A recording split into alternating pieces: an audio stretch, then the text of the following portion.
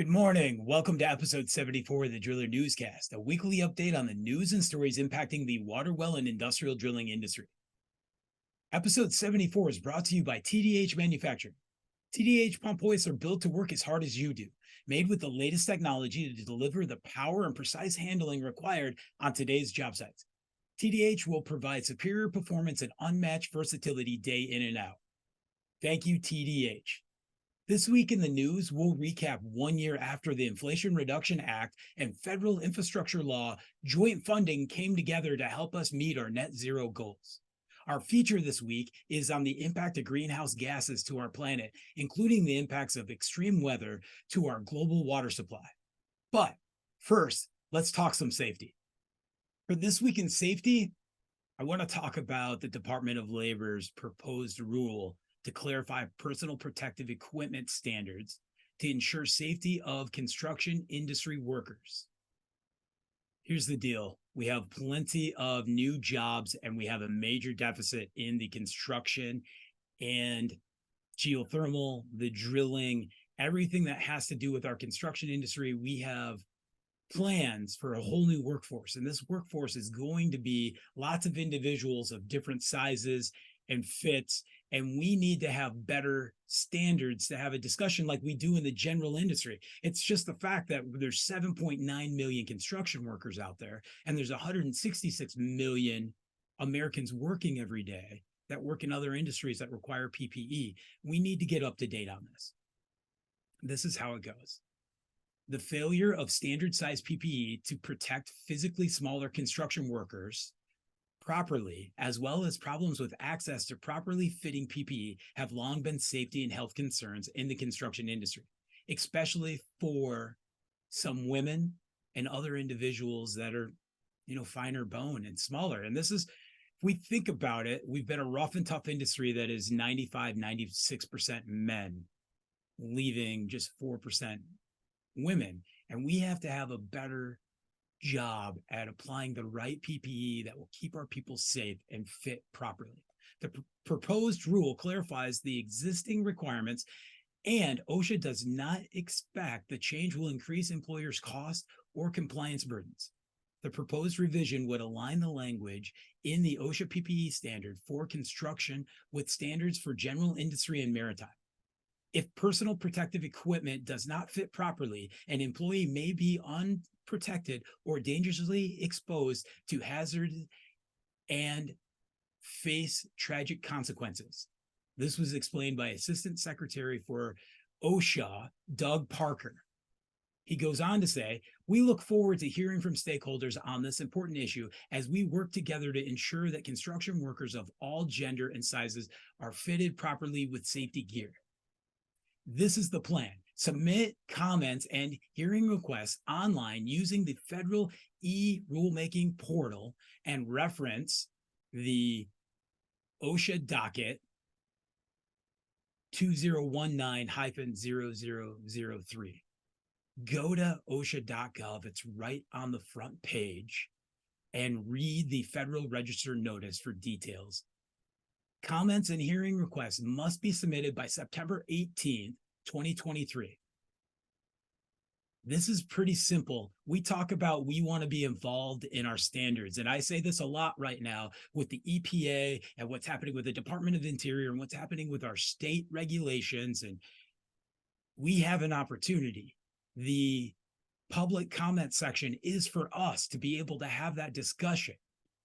And it basically comes down to PPE must fit properly to provide adequate protection to employees. Improperly fitting PPE may fail to provide any protection to an employee. It also presents additional hazards or discourages employees from using such equipment in the workplace. A few years ago, I got my OSHA authorized trainer for construction, and I can provide 30-hour and 10 hours. And we've done a lot on focusing what our drilling industry looks like and what our hazards are from all aspects of it. And I want you to think about, if you go to your OSHA handbook or you go online and you go to 1926 subpart E, what does it state? Personal protective equipment and life-saving equipment Protective equipment includes personal protective equipment for eyes, face, head, and extremities. Protective clothing, respiratory devices, and protective shields and barriers shall be provided, used, and maintained in a sanitary and reliable condition whenever it is necessary by reason of hazard of process or environment. That includes chemical hazards, radiological hazards, mechanical irritants encountered, and anything capable of causing injury or impairment in the function of any part of the body through absorption, inhalation, or physical contact. Furthermore, I want you to think about, what does our fall arrest systems look like? What does our fall protection look like? As we have different individuals, it's not one size fits all. There's many aspects here that we can mitigate risk. And right now, up till September 18th, you have the opportunity to put your public comment in and have the true discussion and see those roundtables happen. Let's get active, industry. This week in the news, let's do a little celebrating before I bring us down and the doom and gloom that is where we have to hit net zero goals to prevent major impacts to our water supply and what's happening with climate change. So let's celebrate first. And that starts with, it's been just a little over a year since the Inflation Reduction Act passed into law. And when we hit November 15th, 2023, the federal infrastructure law will be 2 years old. So think about all the drilling opportunities that the infrastructure law has given us. Look at everything that we've gotten from mining for rare earth minerals to geothermal to the solar farms that are being drilled, wind, geotechnical reports. There's so much that this has given to our industry to help continue to progress us, help us innovate. And let's do a little celebrating. On August 16th, the Department of Energy released the Investing in American Energy Report, which can be downloaded at energy.gov. Here are the key results and forecasting to 2030. By the end of this decade, the Investing in America agenda is positioned to save American families up to $38 billion on electricity bills, reduce U.S. net greenhouse gases emissions by 40% below 2005 levels by 2030, strengthen the U.S. energy security by reducing net crude oil imports by nearly 60%, reduce industrial and manufacturing emissions up to 40% below 2005 levels, and double the share of American electricity generated by clean sources to 80%, accelerating the electrification of the American vehicles fleet with a share of zero-emission light-duty vehicles reaching sales of upwards to 65%. This is a great goal. And again, I'm going to say, drillers, we need to be getting involved in ground source geothermal drilling. If you're a capable water well drilling company, capable industrial drilling company, you have the equipment. It's time to make the partnerships with the HVAC contractors out there. It's time to join IGSPA, International Ground Source Heat Pump Association, and get involved. Because while there are many pathways to reach climate targets, 3 of the key pillars to achieve net zero are to increase energy efficiency, decarbonize electricity, and electrify end uses and switch to other clean fuels, all while ensuring benefits and costs of the transition are equally distributed. This has been a huge accomplishment, and you can see this in the new analysis, which highlights how the Inflation Reduction Act and the federal infrastructure law have leveraged these pathways to help us make significant progress. And why is this important? What have we seen in the last month, from just the last few weeks of the upper Midwest being in the mid-70s and rain coming across, to a tropical storm narrowly a hurricane. We'll see how that turns out by the time this drops, hitting California, to the Canadian wildfires that have been burning so long that we've just come to accept what's raging across that country. Evacuations of Yellowknife. It's terrible. To the fires in Maui. And that's not even looking at what's happening right now between, Pakistan and India for water. What's happening in the Donbass region.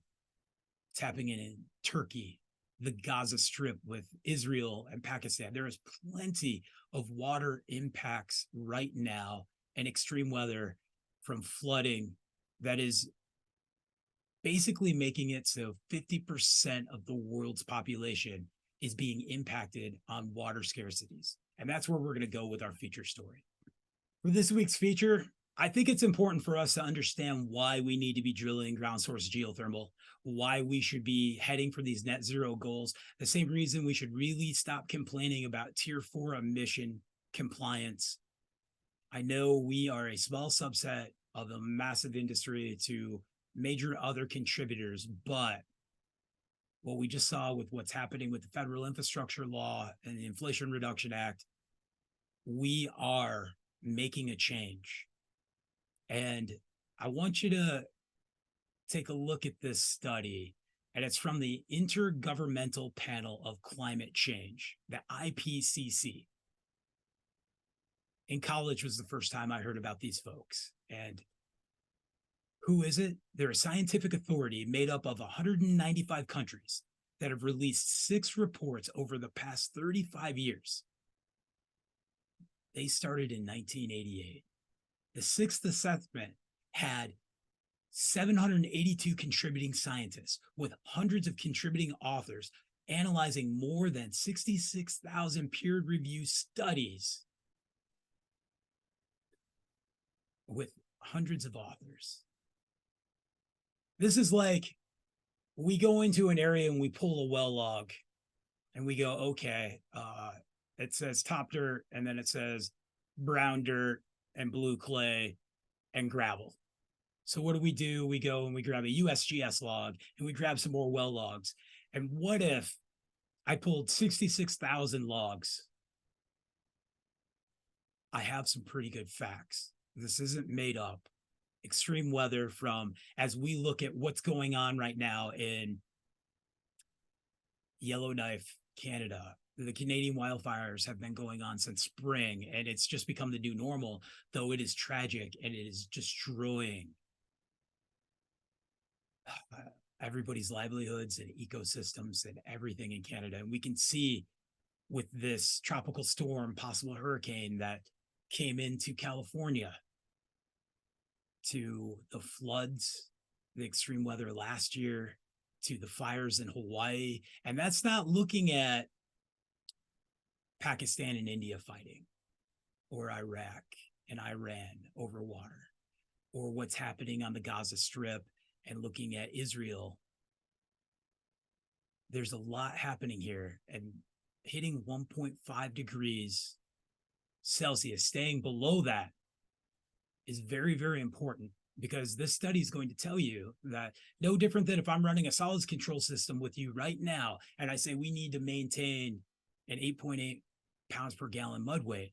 It's because if we hit 9 pounds, we're at 5% solids, and that tipping point quickly hits 9.5 and then 10, and then we just blind off that entire production zone as we go into it. So we have to have a threshold. And that's what's happening with these. These assessments take a major undertaking. Limiting global warming to 1.5 degrees Celsius is the goal, rather than 2 degrees Celsius. And this is because it could reduce the number of people exposed to climate-related risks and susceptible to poverty by up to several hundred million by 2050. We're all in this together. And that came from this special report. At 1.5 degrees Celsius, the number of people across the globe at risk of inadequate water supplies could be 50% lower than at 2 degrees. And that's just the human race. we're one species, right? Other species are also worse off with a 2-degree increase. At that level of warming, coral reefs could nearly all be dead. Just a half a degree cooler, and the survival rate for the reefs could be as high as 30%. Look what's happening right off of Miami right now, and those 100-degree temperatures we're seeing. We're seeing a shift in the jet stream. There's plenty happening here that has been impacted by our global warming and the continuing of greenhouse gases. Twice as many plant species and 3 times as many insects, which are all critical to our food supply, could lose at least half of their habitat under a 2-degree Celsius versus a 1.5-degree rise. And then we go on, think about the melting of the Arctic ice, particularly concerning the positive feedback loop it would create by no longer reflecting the sun's rays. Our ice caps, they reflect the sun's rays, and a half a degree Celsius is all the change that could be catastrophic. It would be far more drastic at 2 degrees in our melting. Summers warm enough to melt all of the Arctic's ice would occur only once every 100 years when we're at 1.5 degrees Celsius. At 2 degrees Celsius, ice would vanish every 10 summers. In fact, without stronger climate action, the world is on track to warm 2.7 degrees Celsius. All right, that's 5 degrees Fahrenheit, Americans. I know we don't do well with the metric system at times, but we're looking at 2.7 degrees Celsius, 5 degrees Fahrenheit, increase by 2100. And as we're already seeing, today, the impacts will be felt hardest by those who have historically contributed the least climate change, including low-income communities, as well as indigenous communities and other people of color around the world. Look what's happening in the Navajo Nation right now in the Western United States, and all of the help they're asking for to define what our water is as we look at the impacts of what climate change has. And we're doing a ton of studies right now. And sure, we have these atmospheric rivers and we have these historical floods, but that balance is not working well for our consumption and the rate of greenhouse gases. This is why net zero is so important to us. And it comes right from new data from the World Research Institute. They have the WRI's Aqueduct Water Risk Atlas, which finds that 25 countries, 1/4 of the world's population, are currently exposed to extreme high water stress annually. Globally, around 4 billion people, half the world's population, are exposed to water stress for at least 1 month a year. We have used that statistic multiple times. The UN, the World Health Organization, we all talk about that statistic. I want you to look at what's going on right now around the world and realize that the trajectory we're on right now, by 2050, that number could be as close to 60%. And this is all according to new data from the Aqueduct. 70 trillion in GDP. That is 31% of the global domestic profit will be exposed to high water stress by 2050, up from 15 trillion or 24% of our GDP, which was studied in 2010. Just 4 countries, India, Mexico, Egypt, and Turkey, account for over half of that exposed GDP in 2050. We know that water is central to meeting the world's climate goals. We need water. We have to be able to feed our growing populations. We need to be able to have basic needs of survival sanitation. We saw this with the global pandemic, and we saw how Venezuela was affected due to the aging infrastructure and them not being able to have water. We talked a ton about washing hands and all the importance of sanitation. It's a big initiative around the world. But we're failing to prioritize water issues. We see a lot of this in the United States right now. And what is our solution? Let's drill more water wells. Let's get to that free pumpable resource of groundwater. At the same time, we're seeing, aquifer storage wells come into place and rainwater capture. We have to have these plans. And this is where that 1.5 versus 2 degrees Celsius is so important. As countries push for just a transition away from fossil fuels, they must also transform how they manage water. This comes right from the World Resources Institute. We see water law all the time right now. It has to be a need that is addressed as our global water crisis. Cost-effective solutions exist. We just need to find the political and financial backing. Every level of government, community, and businesses must step up to build a water-secure future for all. That's how they finished the World Research Institute's report that just came out. Let's look at the Colorado Compact. Let's look at Texas versus New Mexico right now. There are stories out that say there are going to be dry spots in the Rio Grande. We see Tijuana, we see Mexico impacted by not getting the 1.5 million acre feet that we promised them. On top of that, we have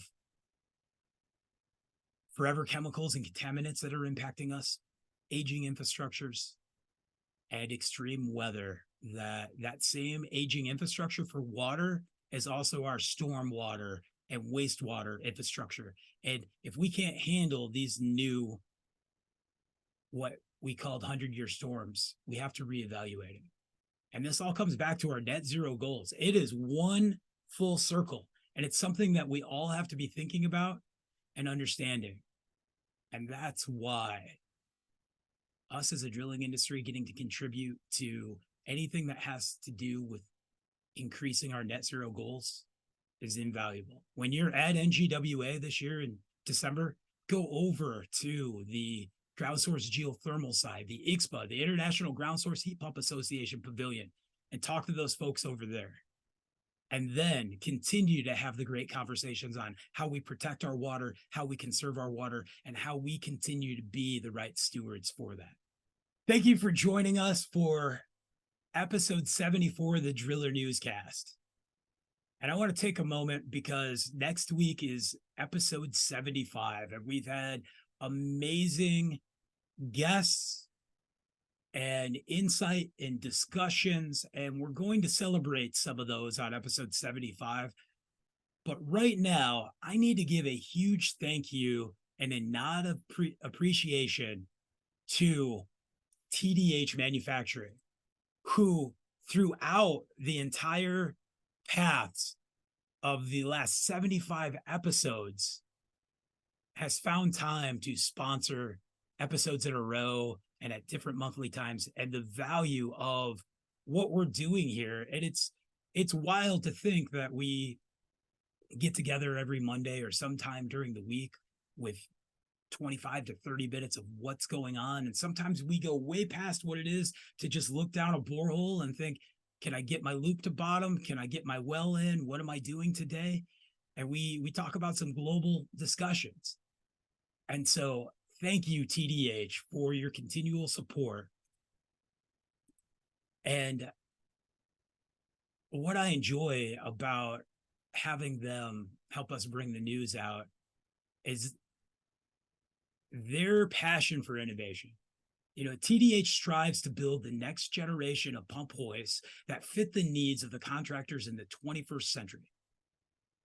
Scott, Cade, and team are always asking and looking for ways to create innovative products that are the game changers in the water well industry.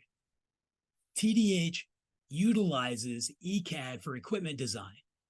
TDH rigs have electric over hydraulic technology that allows them for seamless use of their wireless remotes. And they continue to innovate every day.